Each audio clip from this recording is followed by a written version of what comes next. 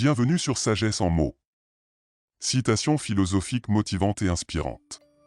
Pour gouverner, le prince doit avoir ses qualités. Confucius. Le pouvoir. Celui qui gouverne doit prendre soin que les vivres ne manquent pas, que les forces militaires suffisent, et que le peuple lui donne sa confiance. Il est impossible pour un homme incapable d'instruire sa propre famille, d'instruire les hommes. Un seul homme, le prince, par son avarice et sa cupidité, suffira pour causer le désordre au sein d'une nation. Le prince doit lui-même s'adonner à la pratique des vertus, et ensuite engager son peuple à les pratiquer. Si vous respectez les convenances entre frères de différents âges, vous pourrez instruire de leurs devoirs mutuels les frères aînés et les frères cadets d'autres royaumes. Le prince possède la règle et la mesure de toutes actions. Un prince doit en priorité veiller sur ses principes moraux et rationnels.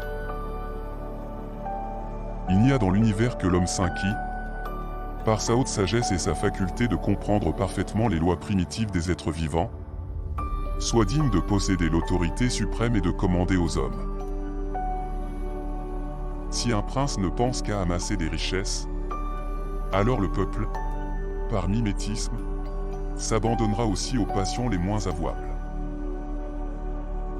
Un prince qui se prend d'affection pour l'objet de la haine générale, et qui est ceux qui sont aimés de tous, outre la nature même de l'homme. Les souverains possèdent en eux une implacable règle de conduite qu'ils se doivent de respecter. Dès l'instant que le prince aimera et traitera le peuple comme un fils, aussitôt le peuple traitera le prince comme un père. Lorsque le peuple apprécie la justice, les affaires du prince ne peuvent connaître qu'une fin heureuse. Les seules richesses des gouvernants doivent être la justice et l'équité. Dès l'instant que le prince aura progressé sur le chemin des vertus, aussitôt les devoirs universels de son peuple seront accomplis. Si un supérieur ne peut accorder sa confiance aux hommes moins élevés hiérarchiquement, alors le peuple ne peut être bien administré. D'heureux présages annoncent l'élévation des dynasties, aussi sûrement que de mauvais présages annoncent leur chute. Gouverner son pays avec intelligence et vertu, c'est être telle l'étoile polaire qui jamais ne se meut, tandis que toutes les autres étoiles évoluent autour d'elle en la prenant pour leur guide. Les lois des temps anciens, quoique excellentes, n'ont plus une autorité suffisante, parce que la distance temporelle ne permet plus d'établir convenablement leur authenticité. La loi du devoir d'un prince sage, dans la création des lois fondamentales, a son origine en lui-même. Le prince sage n'aura qu'à agir, et durant des siècles ses actions seront la loi de l'Empire. Si le prince est dépositaire du cœur des hommes, il possédera aussi leur territoire. Les chars de l'Empire actuel suivent les mêmes traces que ceux de jadis.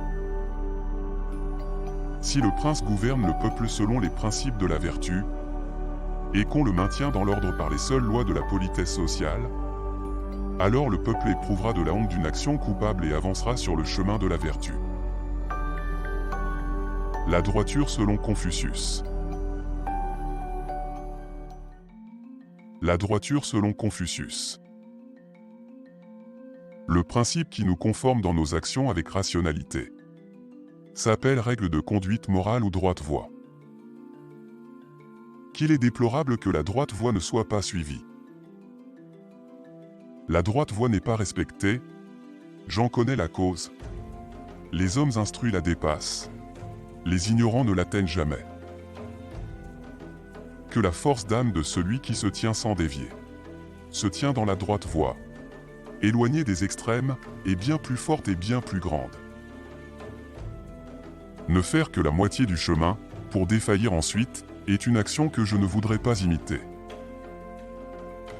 La droite voie ou la règle de conduite qui doit être suivie ne peut être éloignée de l'humanité. Si les hommes établissent une règle de conduite non conforme aux vertus de l'humanité, alors celle-ci ne doit pas être considérée comme étant une règle de conduite. La droite voie n'est pas un chemin évident pour tous, je le sais.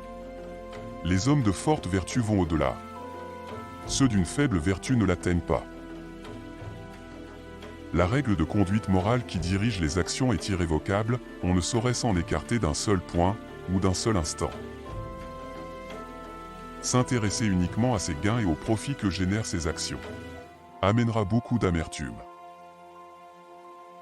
La droite voie est d'un usage si étendu qu'elle peut s'appliquer à toutes les actions des hommes, mais elle est d'une nature si subtile qu'elle n'est pas manifeste pour tous.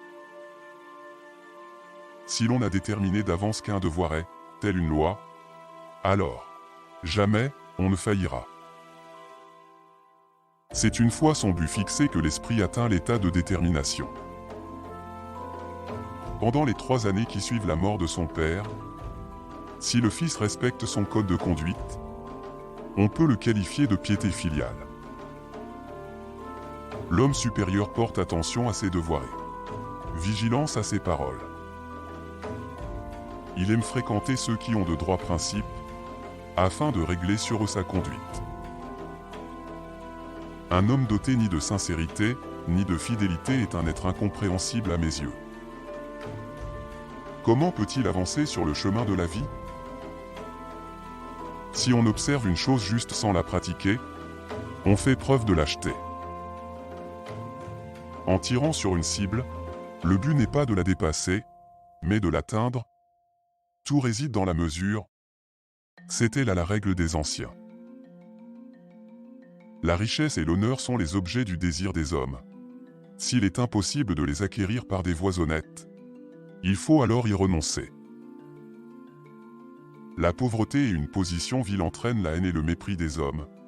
Si on ne peut en sortir par des voies honnêtes, il faut y rester. L'homme supérieur, à chacun de ses pas sur le chemin de la vie, est exempt de préjugés et d'obstination, il ne suit que la justice. Celui qui enseigne ne doit le faire que selon les droites règles. Si la personne qui commande aux autres gouverne avec droiture et équité, il n'aura pas besoin d'ordonner le bien pour qu'on le pratique.